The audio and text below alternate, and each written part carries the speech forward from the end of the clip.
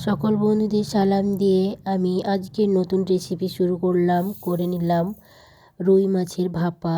তো ভাপা করতে লাগবে আমার সর্ষে, কালো সর্ষে, হলুদ সর্ষে, পোস্ত লাগবে, কিন্তু আমার এগুলো তো ঘরে নেই, সেজন্য ঘরে যেগুলো ছিল সেই উপকরণ দিয়ে আমি আজ করে নেব এই ভাপা রুই মাছ।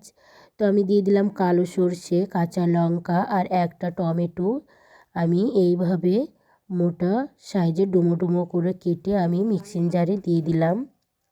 এই দেখুন, আর এখানে দিয়ে দেব আমি কিছুটা কাজু। কাজু দিয়ে আজ রান্না করব এই রুই মাছের ভাপাটা। তো খেতে এত সুন্দর হয়েছিল, তো আপনারা বললে বুঝবেন না, না খেলে, তাই আপনারা একবার ট্রাই করে দেখবেন, খেতে খুব সুন্দর লাগে। তো আমি মিক্সিং জারে আমি মশলাটা করে নিয়ে চলে এসেছি। এটা নিরামিষ ভাপা। এখানে কাঁচা লঙ্কা 4-5টা মতো আমি চিড়ে নিলাম মাঝখান থেকে। এবার একটা আমি টিফিন নিয়ে নিয়েছি, সেই টিফিনে আমি এই মশলা বাটাটা দিয়ে দেব। এটা নিরামিষ হলো খেতে দুর্দান্ত স্বাদের, এত সুন্দর যে হোটেলে যদি আপনি খেতে যান তো এক পিস এই ভাপা মাছের দাম নেবে আপনার 100 টাকা। তো আপনি বাড়িতে বানিয়ে খেতে পারেন অতি সহজেই, কম খরচে, কম পয়সায় আপনার সকল বাড়ির সদস্যদের খেয়ে নেওয়া হবে। খেতেও খুব সুন্দর হবে, এক পিস হলেই তো পুরো ভাত আপনি খেয়ে নেবেন আঙুল চেটে পুটে।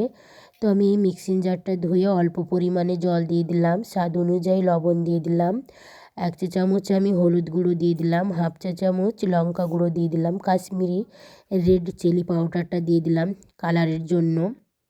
তো ভালো করে আমি মিশিয়ে নেব। এখানে দিয়ে দিলাম একটা কাঁচা মশলা, যেটা ধনে জিরে সব রকম মিশিয়ে একটা মশলা হয়, সেটা দিয়ে দিলাম।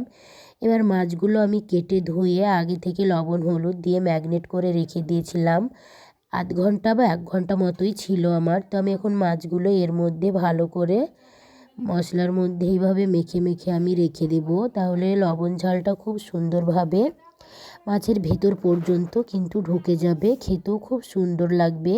যারা যারা এই রকম ভাপা মাছ খাননি এই কাজু বাদাম দিয়ে, তো তারা একবার খেয়ে নেবেন। আমি অর্ধেক টমেটো আমি এভাবে ডুমো করে কেটে নিয়ে দিয়ে দিলাম, দেখতে একটু ভালো লাগবে সেই জন্য, আর দিয়ে দিলাম কাঁচা লঙ্কা চিরা। এখানে আমি দিয়ে দেবো এবার সরিষার তেল। কাঁচা লঙ্কার আর সরিষার তেলের যে একটা কাঁচা কাঁচা ফ্লেভার আসে, নাকি একটা সুন্দর ঘ্রাণ আসে, এটা শুনেই যেন একদম খুব খিদে পেয়ে যায়, আর সুগন্ধে একদম ভরপুর হয়ে যায়, মনে হয় যেন খেয়ে নিয়ে এক্ষুনি, এইরকম ভাব। তো জিভে জল চলে আসছে আমার বলতে বলতেই যেন। তাই আপনাদের বলছি বারবার, ঘরে কোনো অতিথি আসলে তাদের আপনি অতি তাড়াতাড়ি কম সময়ের মধ্যে এই ভাপা মাছের রেসিপিটা কিন্তু করে দিতে পারেন। তো আমি হাঁড়িতে একটা জল নিয়ে আমি উনুনের মধ্যে বসিয়ে দিলাম, আর টিফিন কৌটোটা লাগিয়ে আমি এই জলের মধ্যেও দিয়ে দিলাম। দেখুন কত সহজ পদ্ধতিতে আপনাদের দেখালাম, এরকম সহজ পদ্ধতিতে মনে হয় যে কেউ দেখায়নি। আর আপনারা গ্রামের মানুষরাও অনেকেই যেন এই রকম ভাপা খায়নি, তাদেরকে বলবো খেয়ে নিতে।